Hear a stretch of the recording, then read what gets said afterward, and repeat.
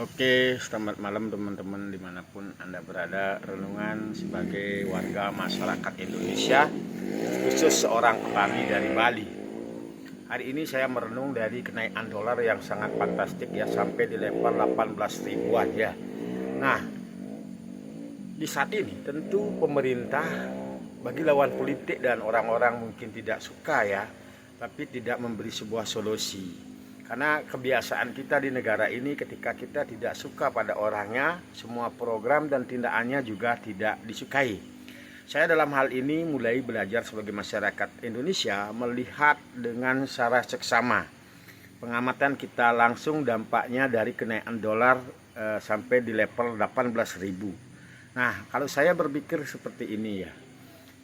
Dari beberapa wilayah yang ada di dunia ini, termasuk Asia Selatan dan lain sebagainya, itu harga BBM sudah ada yang naik sampai 100%. Nah, hanya ada beberapa negara yang tidak naik harga BBM-nya seperti Cina dan India, sesuai dengan referensi yang saya tahu dari beberapa referensi yang saya cari.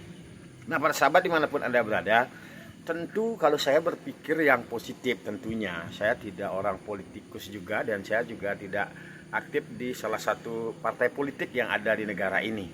Tentu memberikan statement yang mungkin seimbang, dan mungkin kalau bagi para pro dan kontra ini tentu akan selalu akan salah persepsi, dinilai berbeda. Kita akan dibilang pro sama pemerintah dan terkadang juga kita dibilang kontra sama pemerintah.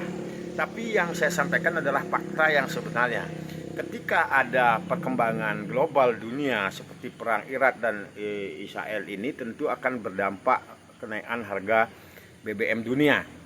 Nah, kita tahu bersama, kecuali yang negara-negara yang sebagai supplier BBM seperti Arab dan lain sebagainya, itu tidak ada kenaikan BBM. Nah, tentu Indonesia sampai saat ini BBM kita masih stabil. Kita lihat harga beras juga masih stabil.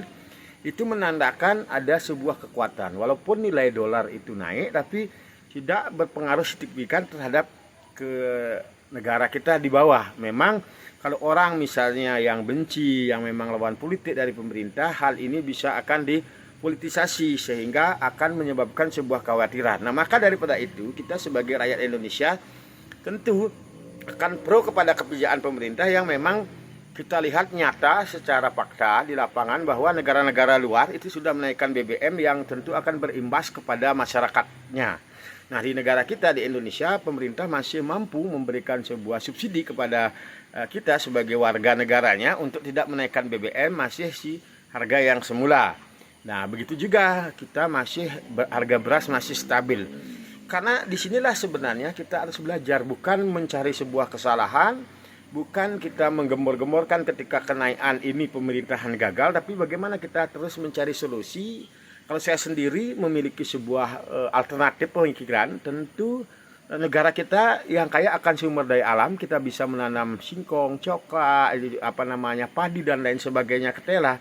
Ini sebagai prioritas yang harus digalakkan terus oleh pemerintah. Ketika ketahanan pangan ini kuat, memang tetap ada pengaruh masalah kenaikan dan menurunnya harga dolar, karena itu adalah merupakan pasar dunia ya untuk bagaimana menilai kekuatan mata uang. Tapi ketika ketahanan pangan ini kuat, kita masih akan bisa bertahan dari negara-negara lain. Itu kalau pemikiran saya sebagai petani.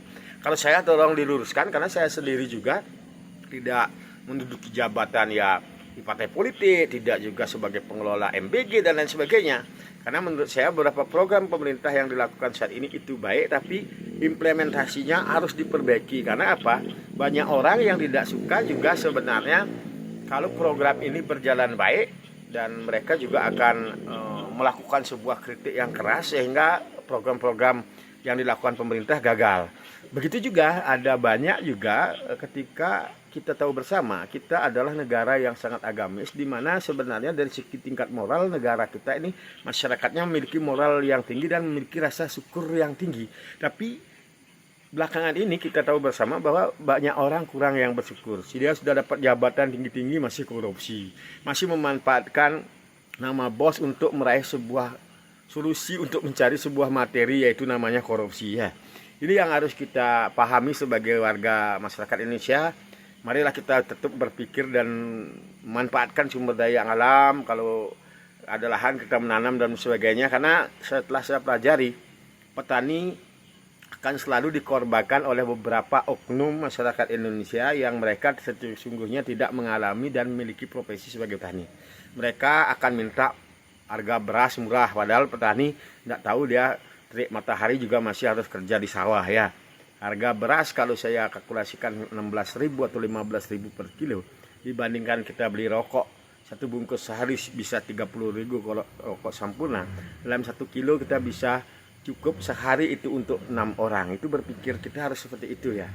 Nah, karena kadang kita itu lebih ke bagaimana pikiran kita harus puas terhadap apa yang kita inginkan di dunia ini ya. Salam sehat kayak luar biasa, renungan seorang petani dari Singaraja Bali. Tentu persepsi statement saya ini tidak akan memberikan hal yang baik, mungkin menyinggung, mohon dimaklumi, karena di zaman yang kita dari hal yang tidak baik dimulai untuk berbenah baik itu memang susah ya. Bersih-bersih itu juga susah ya.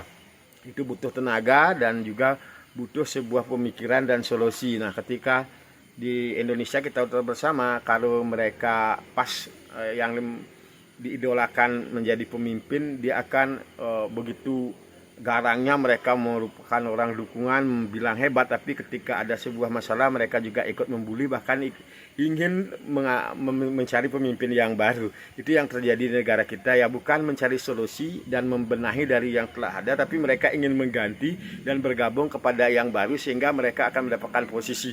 Mungkin begitu aja ya, karena bagi mereka itu bagaimana mereka juga dapat kue dari program-program yang ada. Nah, itu aja, karena kerusakan dan ketidakpuasan dalam negeri ini sebenarnya itu sangat dipengaruhi oleh faktor politik sebenarnya. Kita sebagai rakyat kalau kita bekerja, kita bersawah, menanam singkong dan sebagainya, terkadang tidak harus berpikir ke arah dolar yang naik dan lain sebagainya. Ya, gitu dulu, terima kasih.